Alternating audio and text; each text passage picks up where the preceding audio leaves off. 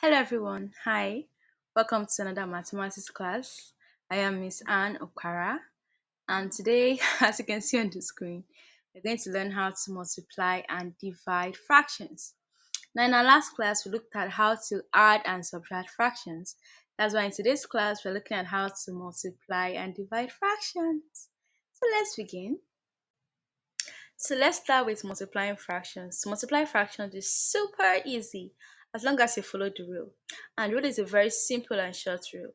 Now, what is that rule? The rule simply is numerator times numerator, denominator times denominator. And in case you're confused, you wonder what is numerator, what is denominator? I got you. Numerator is the number at the top, while your denominator is the number at the bottom.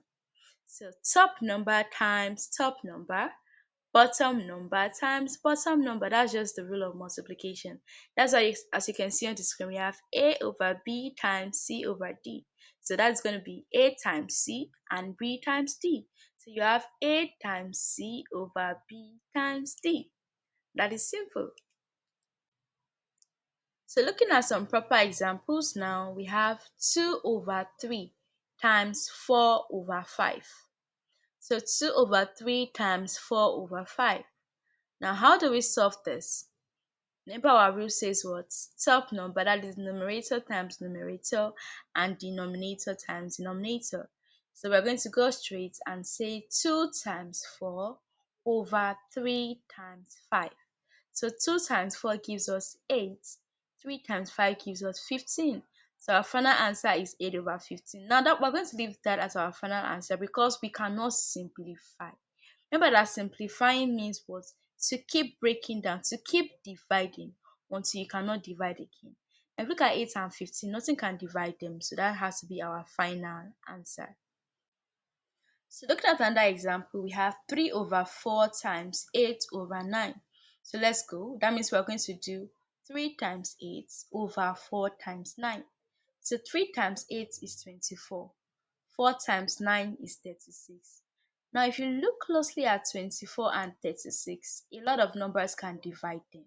So let's go through those numbers. 24 and 36 can be divided by 2.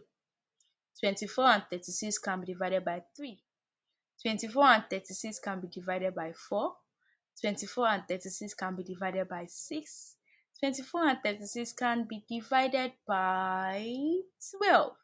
So you can either decide to go with a small number, you can decide to divide both numbers by 2, by 3, by 4. But don't forget that if you divide with a small number, your calculation is going to be long. That means you have to keep dividing, keep dividing, keep dividing. But if you divide with a bigger number, you just go straight into the answer. So that is why I want to divide 24 and 36 by 12 because I don't want to keep dividing. I don't know. I don't have that time. So let's go. So 24 and 36 divided by 12. 24 divided by 12 gives me 2.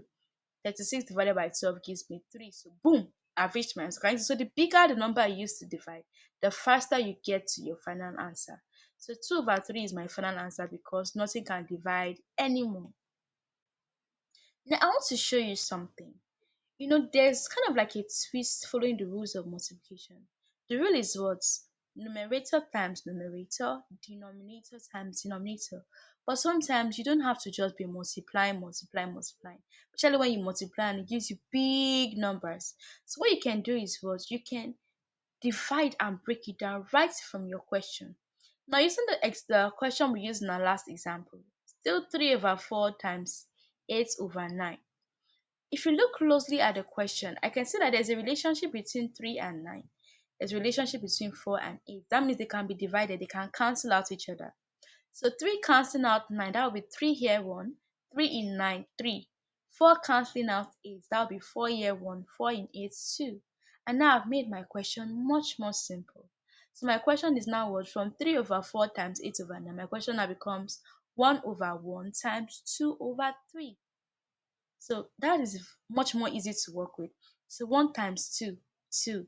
1 times 3, 3. And you can see that it was way faster for us to get to our answer. Instead of doing 3 times 8 over 4 times 9, 24 over 36, what can divide? Can you say that was much more faster for us to get to our answer. So you can do it like that. You can always look at your question to see whether you can break it, or anything can cancel out anything, just to make your question simpler and easier to work with. So I think now we can easily move to division or fraction. Now, division or fraction also has its rule, and the rule is also as simple and short as multiplication. What are the rules? The rule is keep, change, and flip. Keep, change, and flip.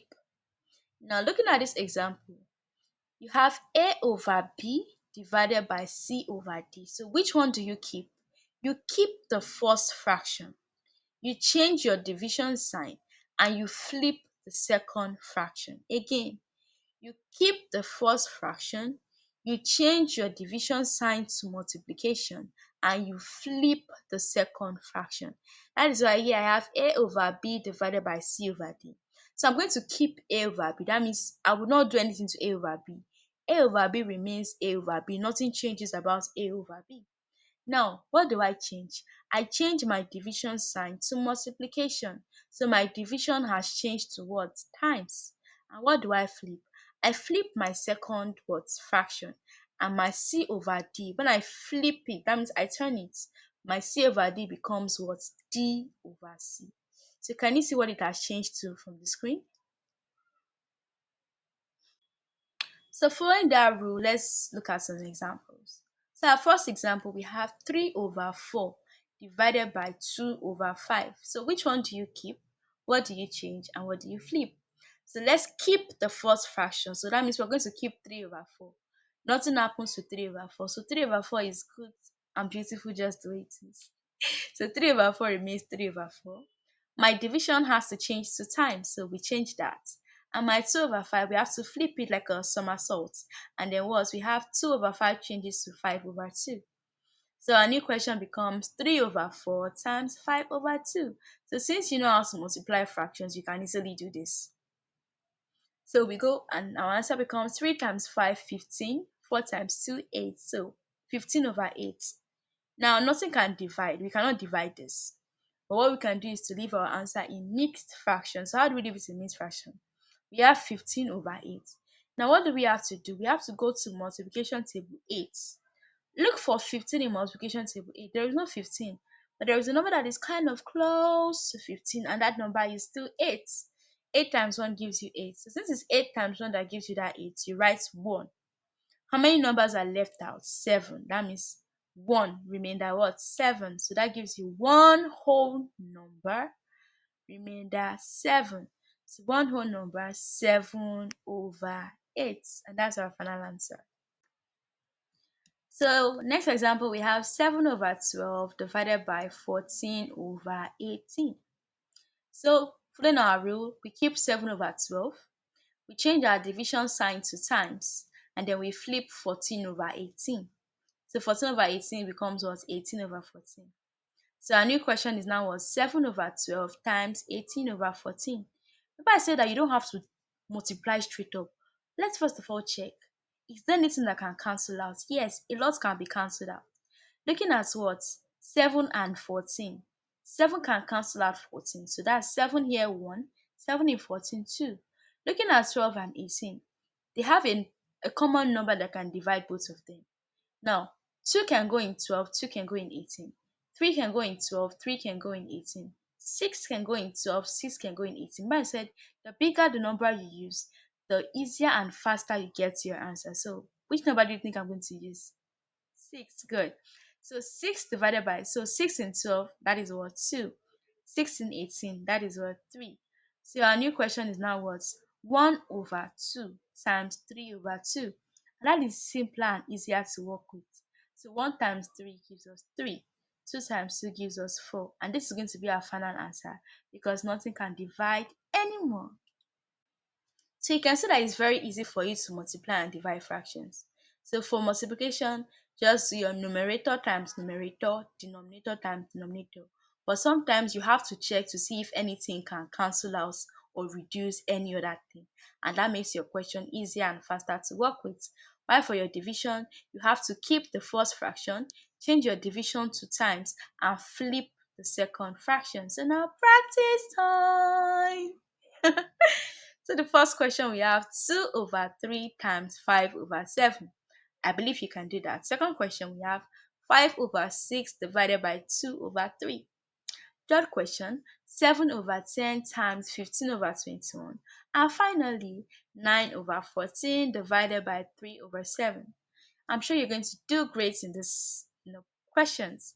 So with that, we've come to the end of today's class. I look forward to seeing you in our next class. Bye bye.